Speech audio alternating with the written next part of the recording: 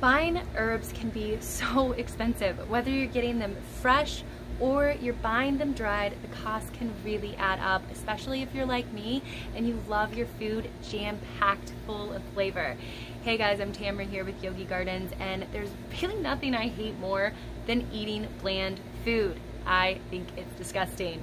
So today I'm going to be talking to you all a little bit about how I harvest my basil and the method I use for drying. It is nearing the end of the growing season for my basil. It's about to flower and start going to seed, and so I want to get as much out of it as possible without having it all die off and just composting it.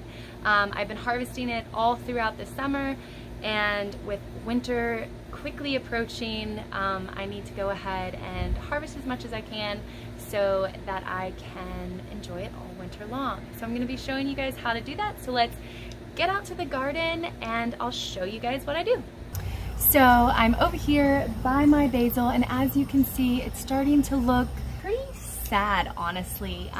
This is the first basil that I planted of the year, so it has already started to flower and soon it will go to seed. I have been kind of trimming back some of the flowers on it to try to preserve it for longer, but it is starting to look a little sad. So I'm gonna harvest what leaves I can off of here that look healthy and good.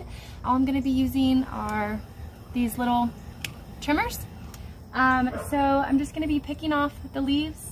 These have been growing here all summer long, and you know, basil does not live forever, so you know, we want to get these leaves off as quickly as possible before it starts to totally dry out, and then there's nothing really we can do after that. The leaves will just fall off, they'll start to get just kind of gross, and you don't really want to harvest it at that point. You can let this go to seed and then save the seeds, and I will do that for some of my plants. But for now I'm just going to pick off some of these leaves and then move on to the next plant and harvest a little bit more. Alright, so I've moved on to some of my other basil that looks much better. As you can see, it's still starting to flower, but the leaves on this looks much better. They're much greener. It is a little bit younger of a plant, so I'm gonna harvest this by actually just pulling whole stems off like this. Harvesting it as low as I can. The other one just had so many gross leaves that I didn't want to do that with it. So, but typically I would just harvest it just by taking a big chunk like so.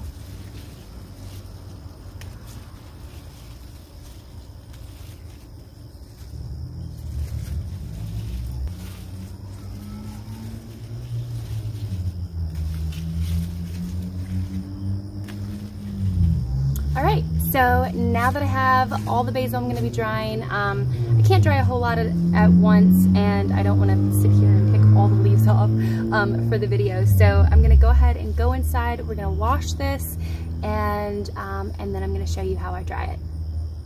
Alright guys, so now that I have harvested all the basil I want to for today, I'm going to go ahead and rinse these and then let them dry. So I'm just going to fill my sink with some water, about halfway full or so. Their leaves are very fragile, and so we actually just kind of want to give them a little dip and then shake them off and leave them upside down to dry. With the individual leaves, I'll just kind of lay them out flat. So I'm just going to take my leaf and kind of dip it in the water and squish it all around. I feel like that's a song. Dip it in the water and squish it all around. It's not, but I don't know, it reminds me of something. And then we're just gonna shake it. Shake, shake, shake. Shake your basil.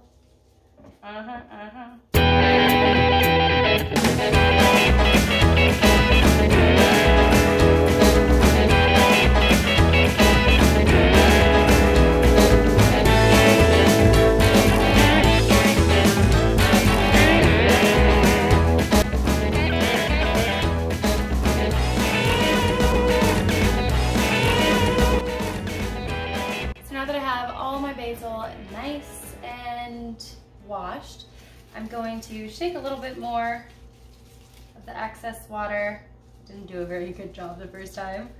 And then I'm just gonna kind of sit them up to dry.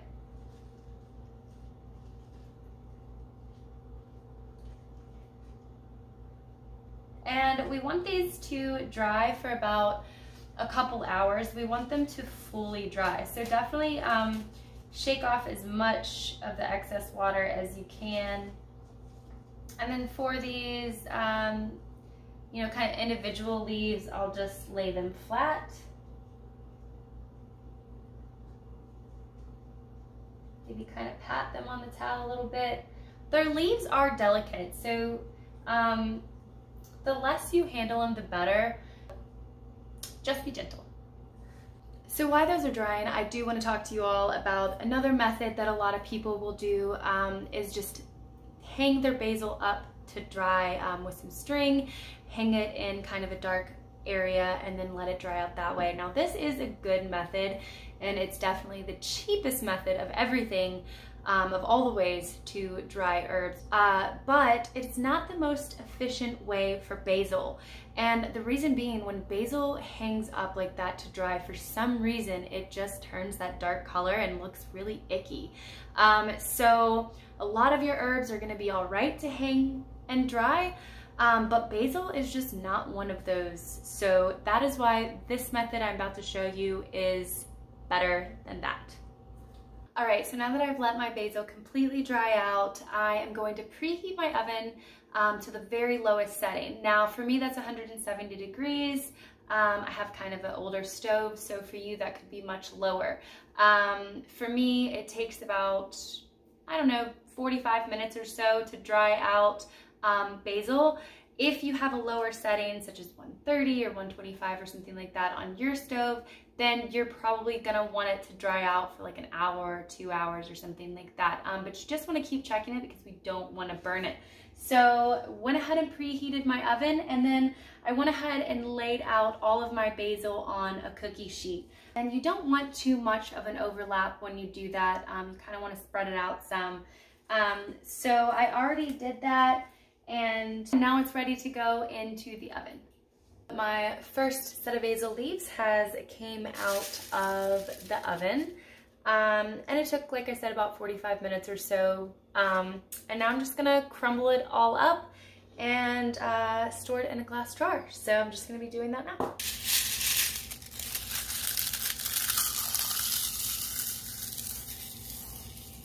And see how it just kind of crumbles really easily? You want to make sure that all the moisture is out. If it doesn't crumble very easily, then you know it's still kind of holding on to moisture. All right, so now that it's all crumbled up, I have placed it into my jar that will go on my shelf with my other herbs and spices. It didn't make very much, as you can see, but I still have a whole lot more in the garden and a whole lot that I've already picked that just still needs to dry out in the oven. It can be kind of a tedious process, but if you have several baking sheets, then it won't take near as long because you can do multiple in the oven. So anyway, hope you all enjoyed this video. Give it a like, give it a share, maybe subscribe to my YouTube channel if you haven't already. And as always, happy gardening. Thank you guys so much for watching.